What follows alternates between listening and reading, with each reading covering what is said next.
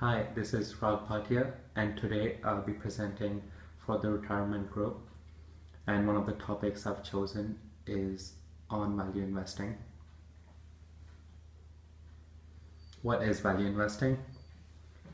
Value investing is ideas on investment that Ben Graham and David Todd began teaching at the Columbia Business School in 1928.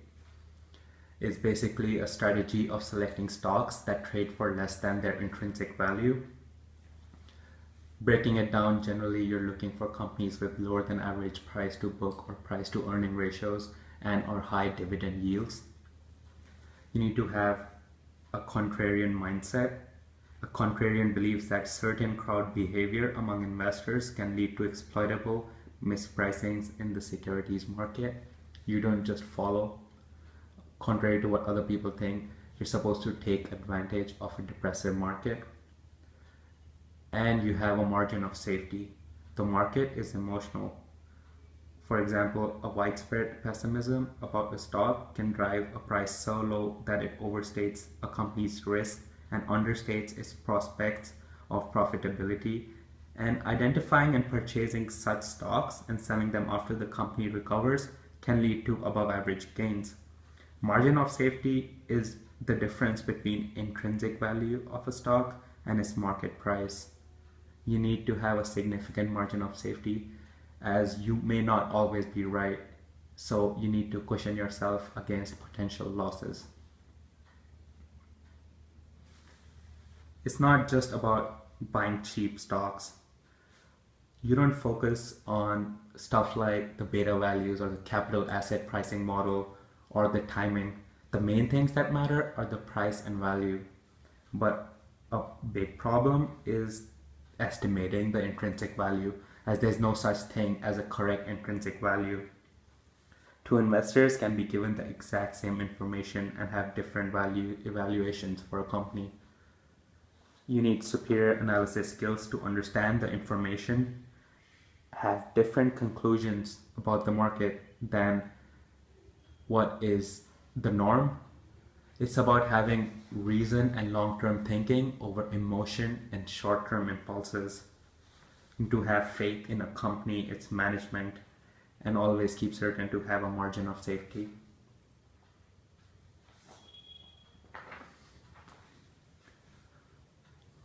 The efficient market hypothesis basically states that stock prices reflect everything that is known about a company's prospects and about the state of the economy. The market is efficient, contrary to what value investors believe. It states that there are no undervalued stocks and that consistent market beaters are just lucky. Warren Buffett challenges this luck hypothesis during a speech in Columbia Business School in 1984. He found out a disproportionate number of lucky investors that all came from the same intellectual origin, Graham and Doddsville. He identified these group of market beaters about 15 years before he made the speech, each with their unique style, but the same basic approach.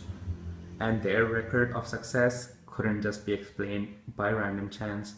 We'll look more into this as we go on.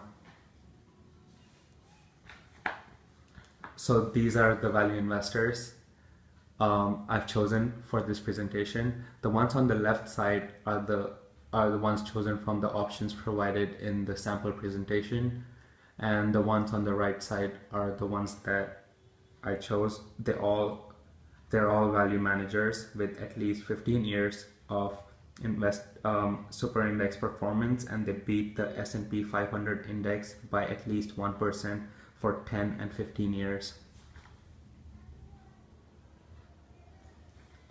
Here are their annual returns, and you can see their 5-year cumulative, 10-year and 15-year being much higher than the other two indexes. The S&P 500 or the Standard & Poor's 500 is a stock market index that's based on market capitalizations of 500 large companies having common stock listed on the Nasdaq. The Russell 2000 is the most common benchmark for mutual funds that identify themselves as small cap. The SI index was created by taking arithmetic averages of the yearly returns of the 8 super investors that we saw in the previous slide. And if you look, they have the highest averages, and their volatility or standard deviations of returns is lower than either of those two other indexes. On the right side, you can see its excess gain over the S&P 500, and they usually have higher returns. Here's a graphical representation of the same thing. The super investors achieve higher returns on average and lower downside, especially during the dot-com collapse. Same thing can be emphasized by excessive gains, especially over the dot-com bubble and the recent financial crisis. This is probably due to them having a higher margin of safety. They are consistently beating the market.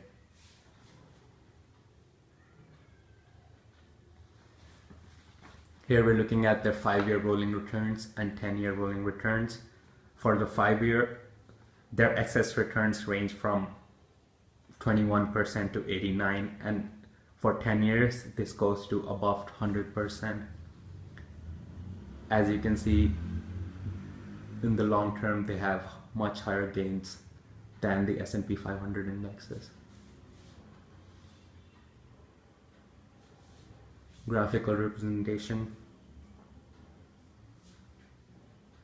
for 5-year rolling returns and 10-year rolling returns. Look at that gap, it's mind-blowing.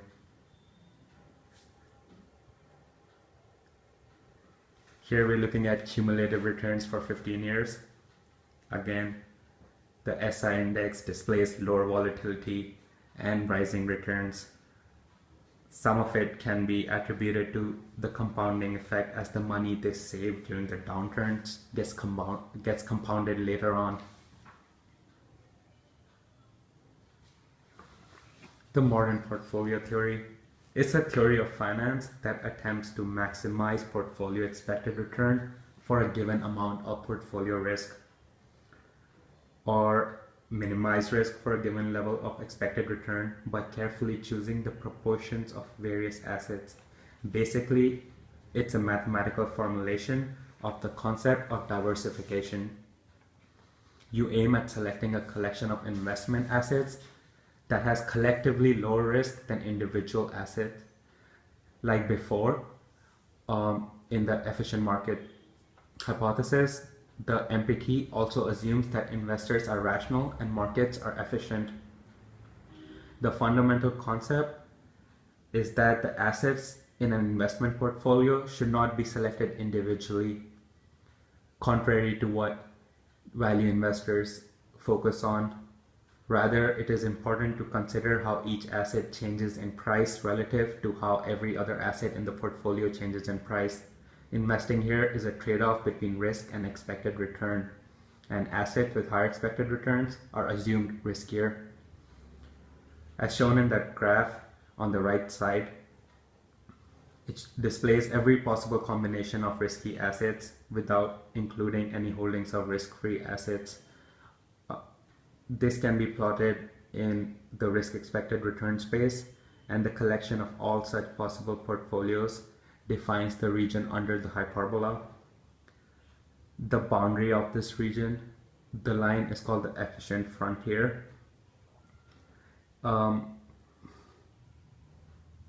portfolio lying on the efficient frontier represents the combination offering the best possible expected return for any given level of risk. And if a portfolio is below the curve, then for the same amount of risk you can achieve higher returns. The capital market line takes the same thing into account with the inclusion of risk-free assets. The capital market line shows where the capital market line is tangent to the efficient frontier is where the most efficient portfolio lies. The portfolio associated with that point maximizes the linear trade-off between risk and return over and above the risk-free rate.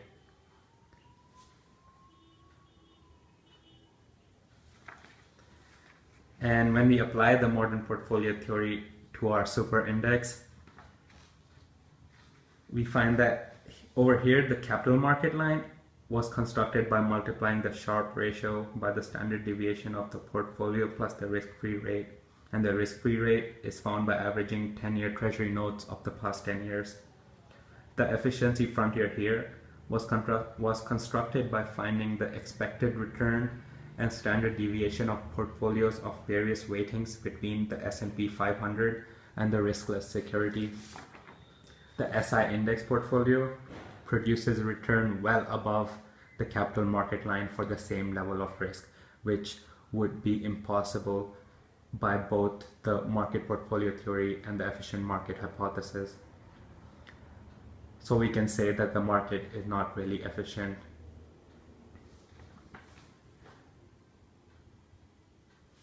Why doesn't everyone follow the value investing? Because making money on cheap stocks is harder than it sounds. Here I have a quote by John Murray Everard. He says that most people aren't cut out for value investing because human nature shrinks from pain. To be a value investor, it isn't enough to buy cheap stocks. You have to stick around until the market recognizes their worth. A lot of managers also have institutional constraints as they handle several accounts and they cannot afford to follow this approach.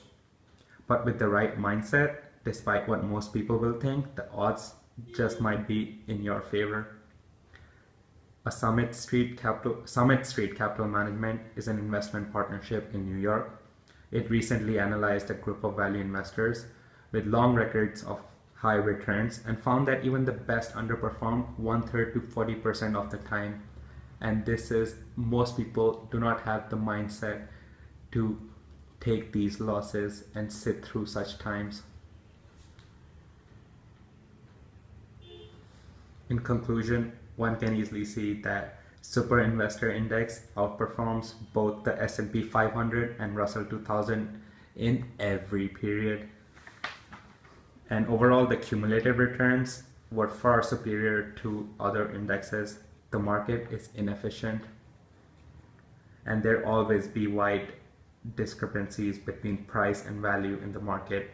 The modern portfolio theory and the efficient market hypothesis have been disproved. Value investing is quite simple if you have the right mindset to be a value investor. Thank you.